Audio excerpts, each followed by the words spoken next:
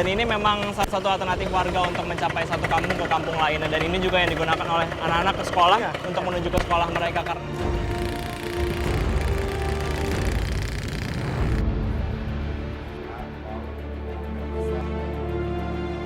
Kalau datang hujan, Pak, datang hujan besar, anak-anak tidak ngajar di kelas, di luar aja anak ditarik daripada celaka. Ntar guru yang bermasalah.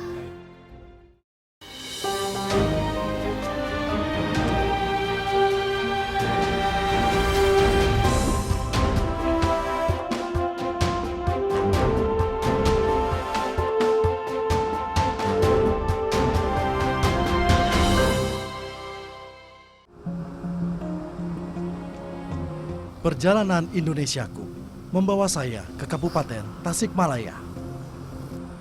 Kecamatan Cipatujah menjadi tujuan saya. Kecamatan ini terletak di bagian pesisir selatan Pulau Jawa. Kira-kira beberapa jam perjalanan dari kota Tasikmalaya. Pagi ini, saya bertemu dengan anak-anak kampung Cilengsir yang hendak berangkat ke sekolah. Namun, jarak sekolah yang cukup jauh membuat anak-anak harus menumpang kendaraan bermotor.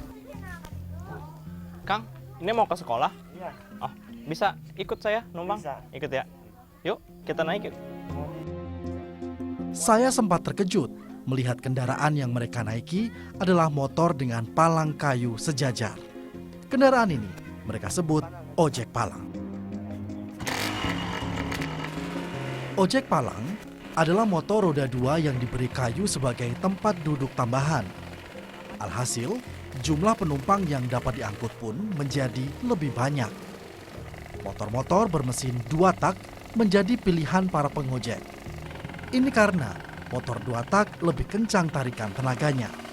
Selain itu, mesin 2 tak tak selalu harus ke bengkel atau minim perawatan.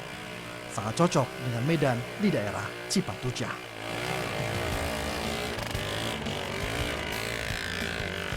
Tak hanya itu, biasanya mereka menambahkan rantai pada roda motor. Tujuannya agar motor tak mudah tergelincir, terlebih saat hari hujan. Hari ini kami cukup beruntung, karena hari cerah. Kami bisa melewati sungai ini dengan mudah.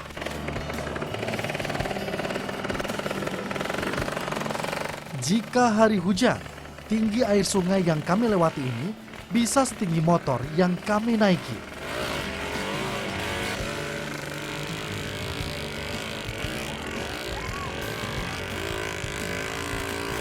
Dua jam perjalanan di atas palang kayu cukup melelahkan.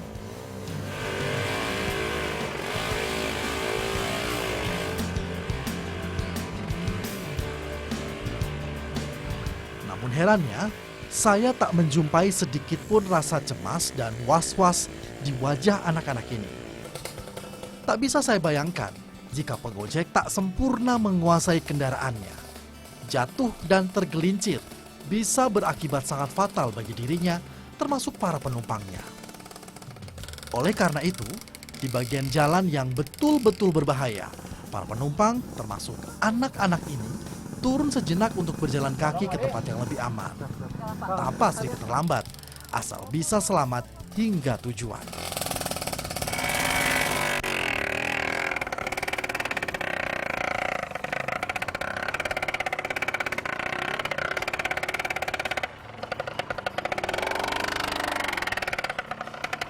Tiap hari gini, Kang?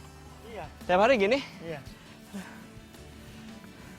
Ini kalau misalkan kayak gini, biasanya anak-anak turun dulu semua? Iya. Takut ini kan kalau dipaksain bisa celaka. Ini kalau musim hujan, gimana itu aja udah becek? Ya kalau musim hujan kadang ditunda sampai sini gitu. Nunggu. Nunggu dulu. Berapa lama biasanya? Ya tergantung pulang. Nunggu sampai dulu. surut dulu. Pulang dulu kadang kesini lagi gitu. Jika dihitung, maka kapasitas maksimal sebuah ojek palang adalah 9 orang anak atau 5 orang dewasa. Artinya, ojek palang mampu membawa beban 500 kg. tarif sekali menumpang ojek palang milik Adi dan rekan-rekannya sebesar Rp25.000 untuk anak-anak, sementara Rp75.000 hingga Rp100.000 dikenakan untuk satu penumpang dewasa. Kendaraan ini sebenarnya rawan sekali kecelakaan, pemirsa. Dan ini harus melalui 1-2 sungai ya Bang ya? Ya. Dan ini memang salah satu alternatif warga untuk mencapai satu kampung ke kampung lainnya. Dan ini juga yang digunakan oleh anak-anak ke sekolah untuk menuju ke sekolah mereka. Karena kalau tidak, pilihannya mereka harus memutar bisa melalui bukit ataupun bahkan gunung. Mereka harus melalui itu. Dan ini yang paling cepat rutenya ya Bang ya? Coba kita lanjut Bang ke sana Bang. Saya merasakan betul apa yang anak-anak ini pikirkan. Betapa buruknya sarana transportasi kerap menjadi penghambat untuk mengejar pendidikan bagi anak-anak ini. Namun ternyata, 3 jam duduk di atas ojek palang tak mampu menyurutkan niat mereka untuk tetap belajar di sekolah ini. Mereka tak mau kalah, semangat mereka lebih kuat dibanding susahnya medan menuju sekolah. Hampir seluruh siswa di sini berangkat dari rumah tanpa bersepatu. Mereka sudah terbiasa hanya menggunakan sandal untuk menuju ke sekolah. Saat masuk kelas, para siswa menaruh sandal mereka di depan kelas agar ruang belajar tidak kotor. Tiba di dalam kelas, terlihat sejumlah kerusakan di sana-sini. Kondisi ini cukup memprihatinkan, mengingat kerusakan hampir merata di setiap kelas. 120 anak di sini dalam 6 tingkat harus menggunakan 5 ruang kelas yang mereka gunakan secara berganti-gantian karena memang jumlahnya tidak mencukupi. Dan di setiap kelas pun ada tambalan dan juga tiang-tiang penyangga seperti ini karena memang atap dari kelas ini bisa saja jatuh sewaktu-waktu. Ini pernah ada yang jatuh dari atas atap? Pernah jatuh nimpa teman gitu?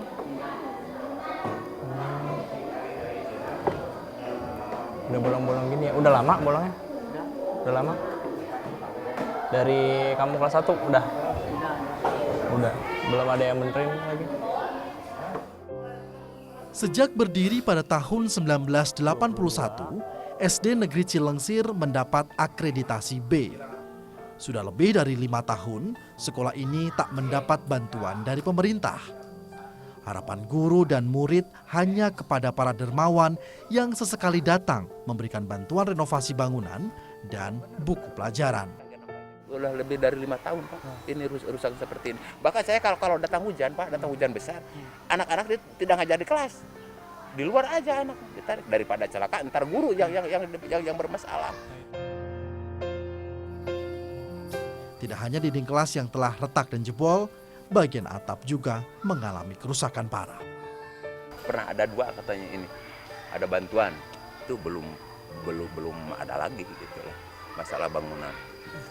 Terus selain daripada itu Pak, kalau nggak bangun di sini, Pak saya pun juga nggak sanggup kalau saya sekarang harus membangun di sini dengan alasan bawanya material ke sini Pak, bawa material ke sini apa itu material bahan-bahan ya. Itu 2 kali lipat kalau ke sini Pak. Jadi si bawa pasir turunkan di sana di jalan desa, turunkan jalan desa ke sini itu pakai ojek palang.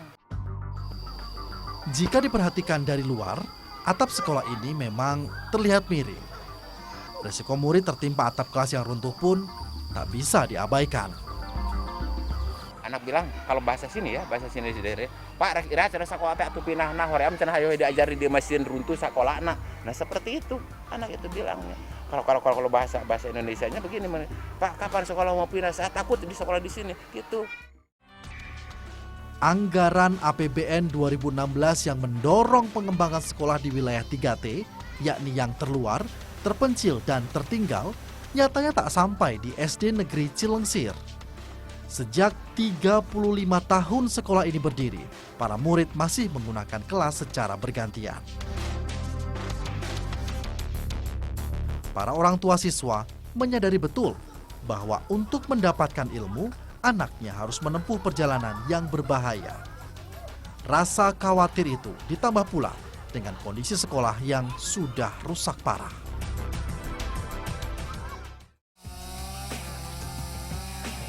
Desa Ciandum dikenal sebagai wilayah penghasil kayu potong. Sebagian besar kayu yang beredar di pasar Kabupaten Tasikmalaya berasal dari desa ini. Budidaya kayu albasia memang cukup gencar dilakukan warga. Areal pinggir Sungai Cisusuh salah satunya. Lokasi yang berada tak jauh dari pemukiman dipilih agar mudah dijangkau dan diawasi. Budidaya kayu potong sudah berlangsung selama puluhan tahun. Warga sadar bahwa permintaan kayu potong di luar desa mereka sangat tinggi.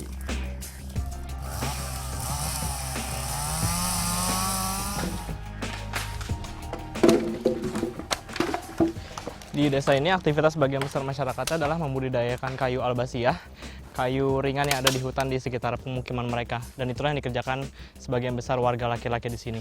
Cuma sayangnya infrastruktur yang belum mendukung menyulitkan mereka untuk memasarkan kayu-kayu albasiah ini dari desa untuk menuju ke kota.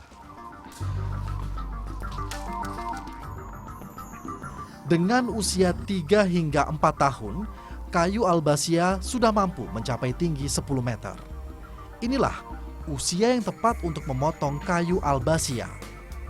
Kendala proses angkut kayu tak jadi hambatan bagi para penebang kayu. Bagi mereka, rusaknya jalan yang dilalui oleh truk-truk pengangkut kayu adalah permasalahan utama mereka. Gimana ngejalanin 2 truk gitu misalkan dalam sehari ngelewatin jalan kayak begini gitu? Wah, banyak tantangannya. Kalau melewati jalan gini sulit gitu. Bisa makan waktu berapa jam dari hutan terus sampai akhirnya dimasukin ke truk sampai akhirnya keluar gitu? 1 hari. Seharian bisa sampai malam.